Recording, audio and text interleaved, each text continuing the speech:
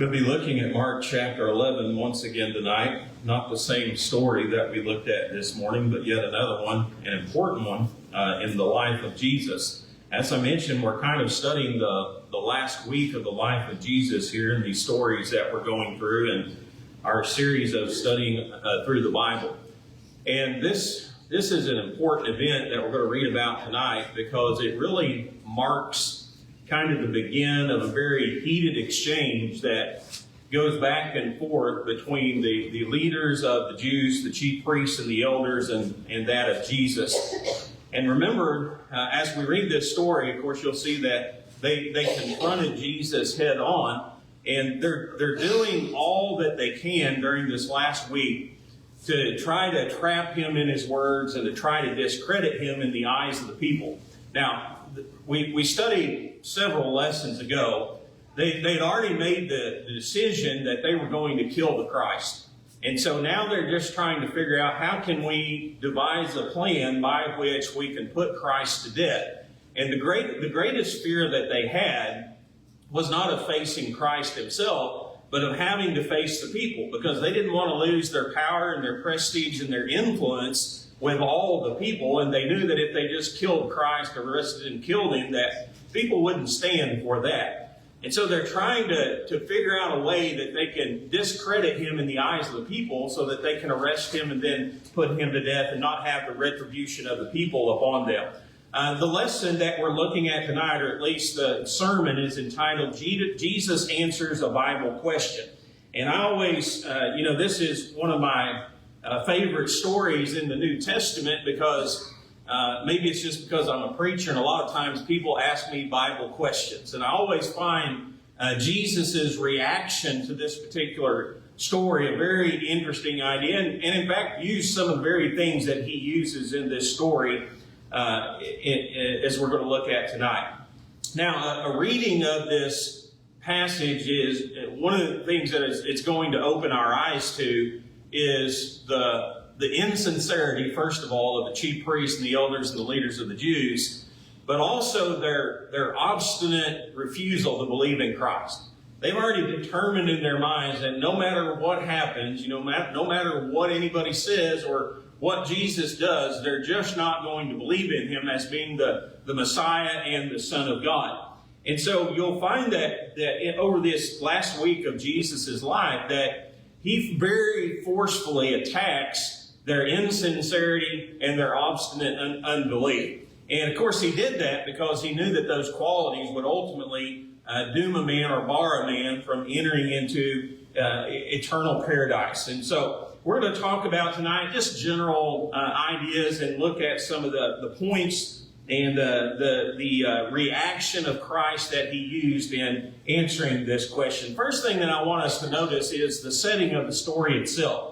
If you look at Mark chapter 11, verse 27, it begins by saying this, "And they come again to Jerusalem." Now, this is, again, sometimes when you read these events of the last week of Jesus, it's kind of hard to decipher exactly what day they happened on. But I believe what we're reading here happened on that Tuesday in the last week of the life of Christ. Now, remember, Sunday, he entered into the city of Jerusalem in a very triumphant way. Monday, he cleansed the temple. And Mark makes the statement, they come again to Jerusalem. And so that kind of leads me to believe that he's talking about the next day after the cleansing of the temple here. And it says, as he was walking in the temple, there come to him the chief priests and the scribes and the elders. Well, we talked about this morning in our study of Jesus cleansing the temple, that sometimes when you read the idea of the temple in the Bible, it's not just talking about that little box or structure, but it's talking about the temple area that occupied about 40 acres as we looked at this morning.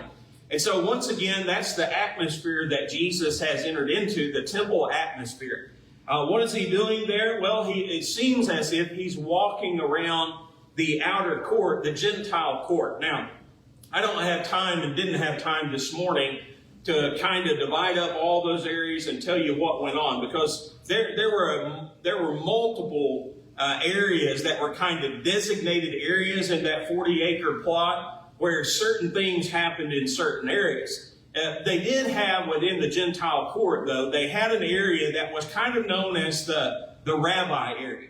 And in that area, basically, the Jewish rabbis would sit and they would talk and they would teach and they would answer questions that people would present to them. In fact, you might recall in the story of Jesus in the temple at 12 years old, when his mother and his father find him in the temple, it says that he's sitting in front of the doctors, the rabbis, hearing and asking questions, which kind of indicates to us that Jesus was sitting in that particular section within the temple area itself at 12 years of age. But it's important to understand that there was this designated area where rabbis kind of taught what their ideas were and their beliefs were. And it was also an area where you could openly discuss and debate any teaching that a rabbi might be presenting to them. Now, why is that important? Because when we take Matthew's account in Matthew chapter 21, here's what he says about Christ in this particular area. Mark points out he came to Jerusalem. He was walking in the temple. In verse 23 of Matthew 21, though, says, when he was coming to the temple, the chief priests and elders of the people came unto him as he was teaching. So Jesus is evidently in kind of this designated area, and he's teaching as he does daily throughout this last week in the setting of the temple itself. Now, his presence in this area gave his enemies the opportunity that they were seeking, because they were trying to trap Christ. They were trying to get him in a situation where he said something that the people would disapprove of, and so they would kind of shun him, and they wouldn't mind if he was arrested and if he was killed. So this is kind of an opportunity to do that without really being obvious, without really approaching Christ and openly confronting him, so to speak. But obviously they had seen Jesus enter into the temple. They'd seen him, or entered into the city. They'd seen him cleanse the temple. They really wanted to kill him, but they were afraid of the people. And so today Jesus has kind of fallen right into their plan. And it's very, very thought out and well-planned question that they're going to put before Jesus, as we'll see here in just a moment. But this is the opportunity for them to bombard him with religious questions without fear or rebellion. And so what you're going to find is the question, or some might say it's even a debate, the question that they had for him revolved around the idea of authority. It's too obvious for them to just come out and say, who do you think has more authority? Do we or do you? That's really what they were driving at. Who has superior authority in this particular situation? And so they have to spiritualize the question in order to kind of get the people to getting pulled into what they're trying to do here. So what is the question? Well, I just mentioned here, it's really the question of authority. In verse 28, they say unto him, by what authority doest thou these things, and who gave thee the authority to do these things? The question of authority is one of the most basic questions that has to be asked within the religious world today. Whenever we think about what we do and what we believe, we have to ask the question, where did this belief come from?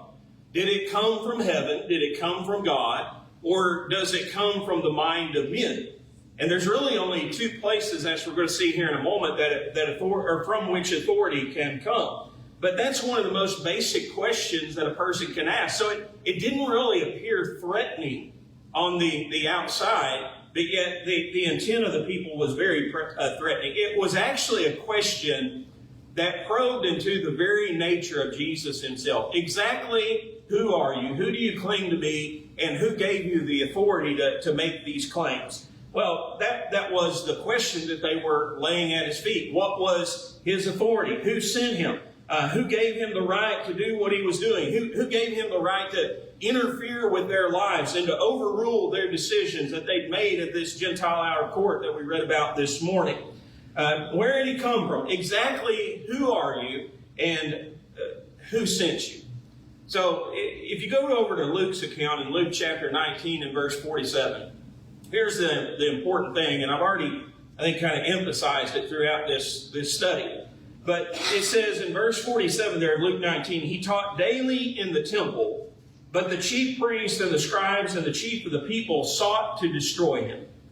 And so what we have to understand is the motive behind the question itself determines how Jesus reacts to these people and to the question.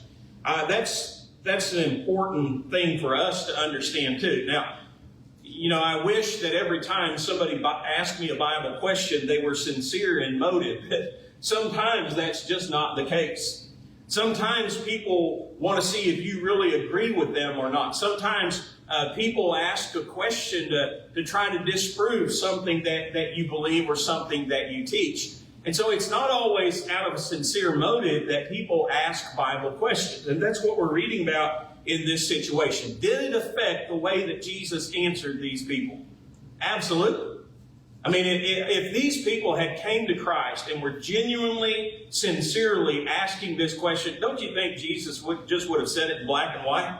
Don't you think he just would have laid it out before them? I've had people sit down with them before who I perceive to be sincere and honest individuals, and when they ask a Bible question, I don't have any problem opening the Bible and talking with it about it and showing it to them.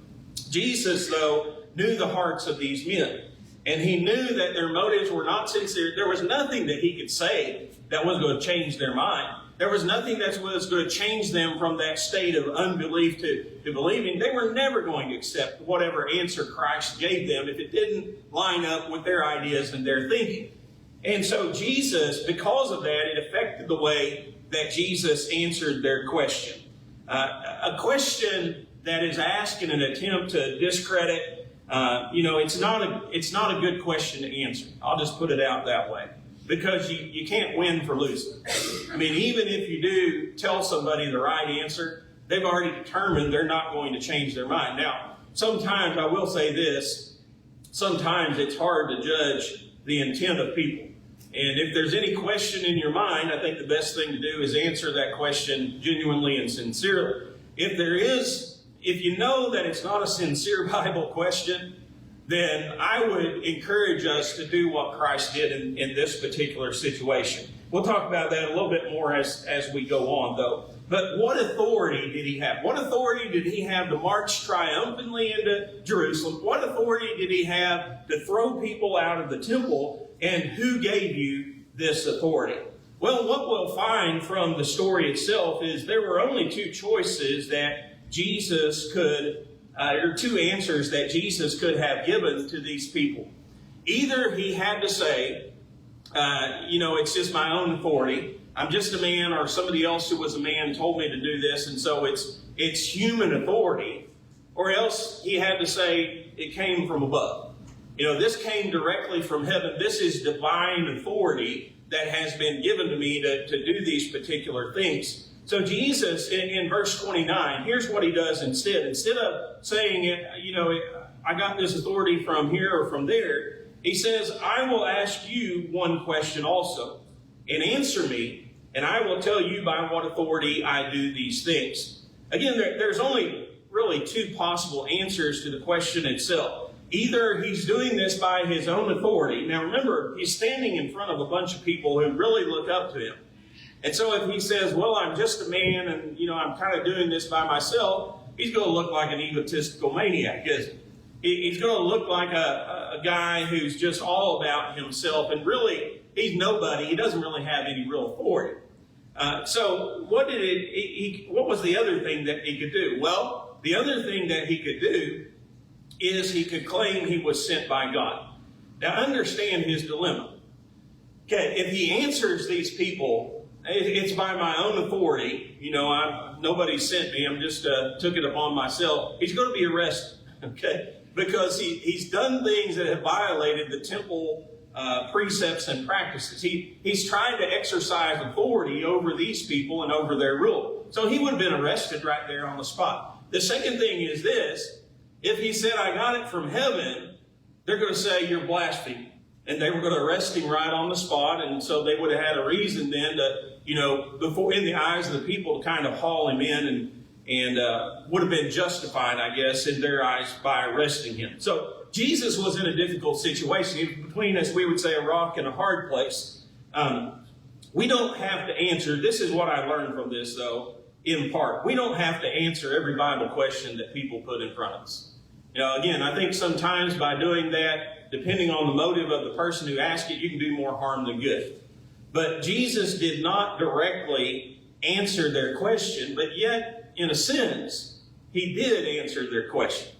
And so what I want us to think about is, again, not all people are going to be honest. Not all people are going to be truth seekers. What can you do in that situation when somebody asks you a Bible question that you know is loaded? Well, the best thing that we can do, and if we were Christ and had his mindset, it would help a lot. The best thing that we can do is try to put the pressure back on them or let them answer the question themselves.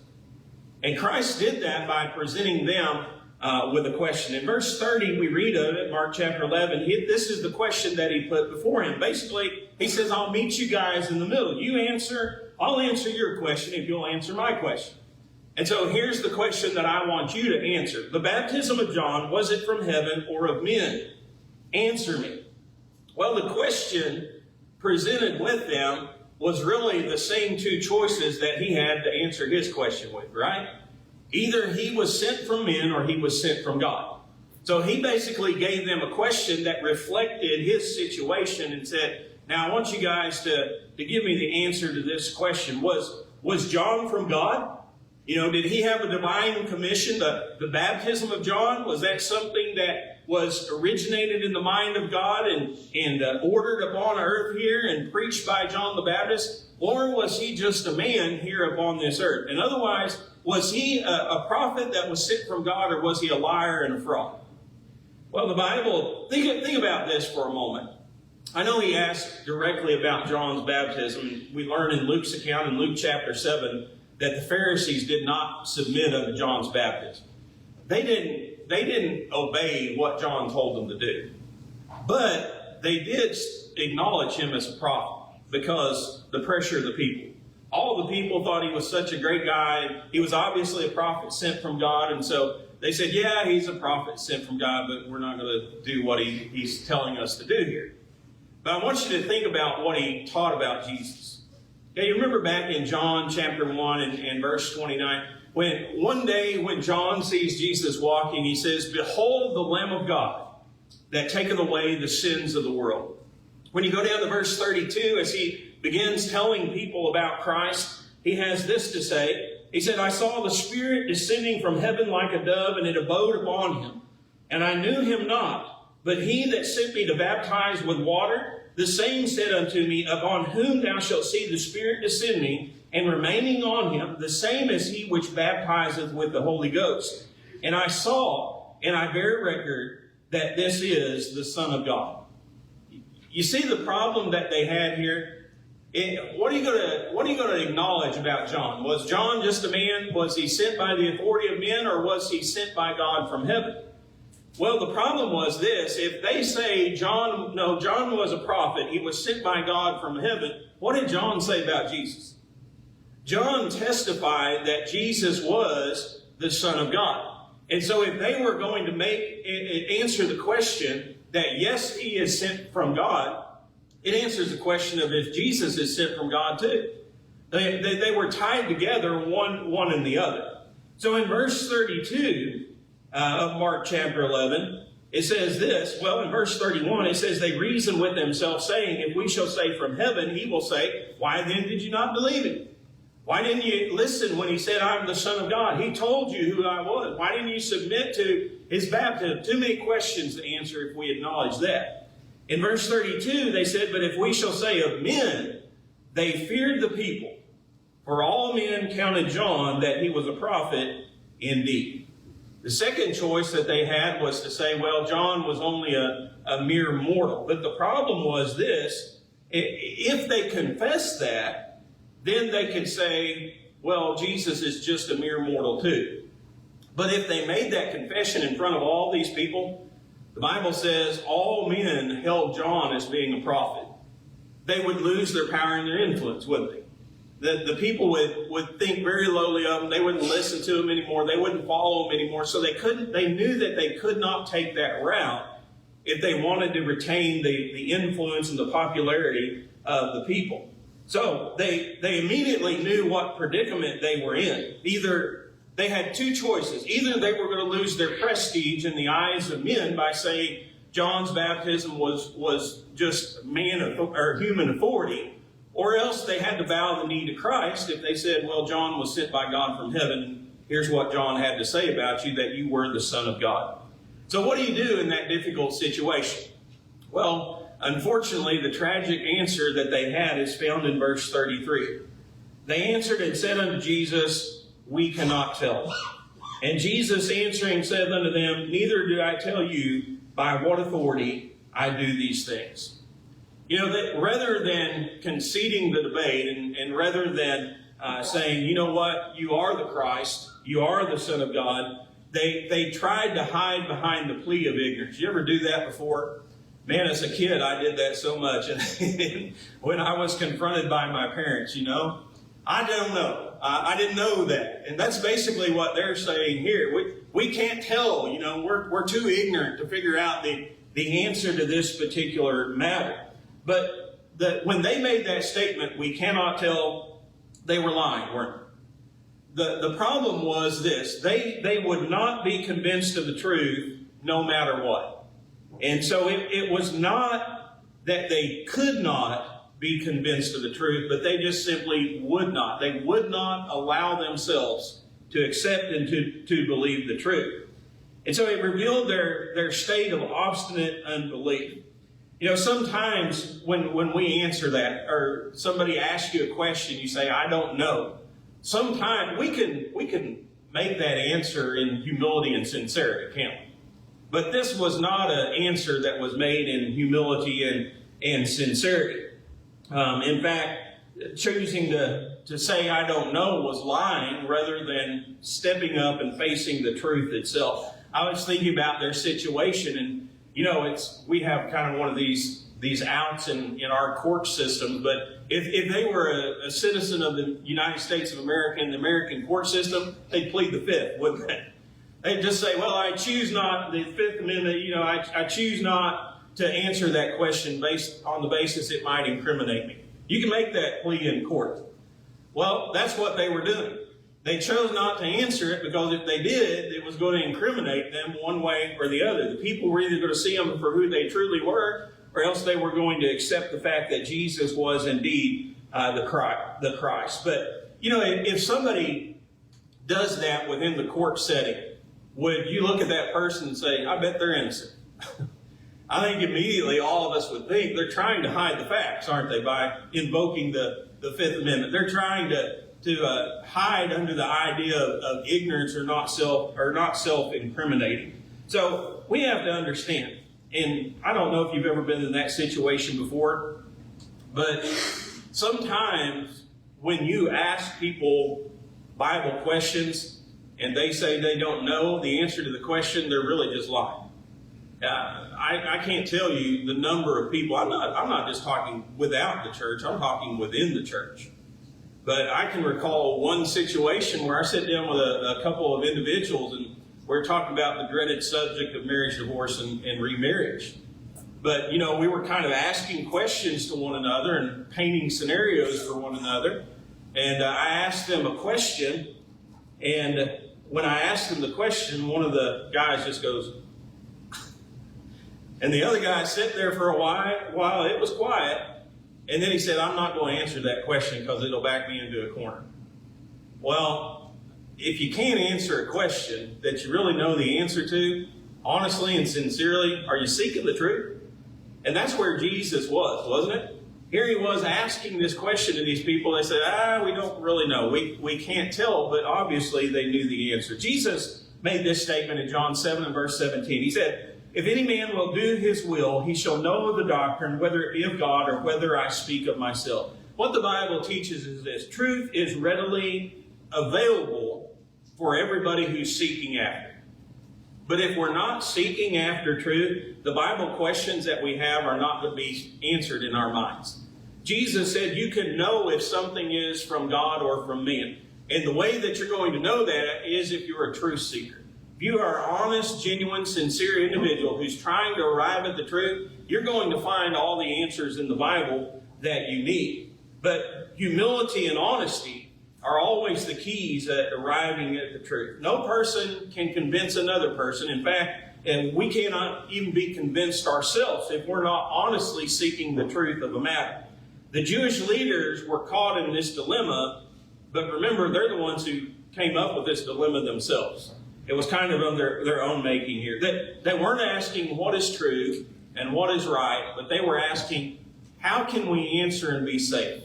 How can we answer and not offend people? How can we answer and not concede that Jesus is indeed the Christ? And that's always the approach of the hypocrite and of the crowd pleasers. But when you study the life of John the Baptist and the life of Jesus, that wasn't their approach. I think sometimes when people read this story, they say, well, Jesus refused to answer their question, right? Well, he refused to fuel their hypocrisy and their unbelief. That's what he refused to do. But he actually answered their question by turning the tables on them and giving this question themselves. He wasn't being evasive. He was being truly honest.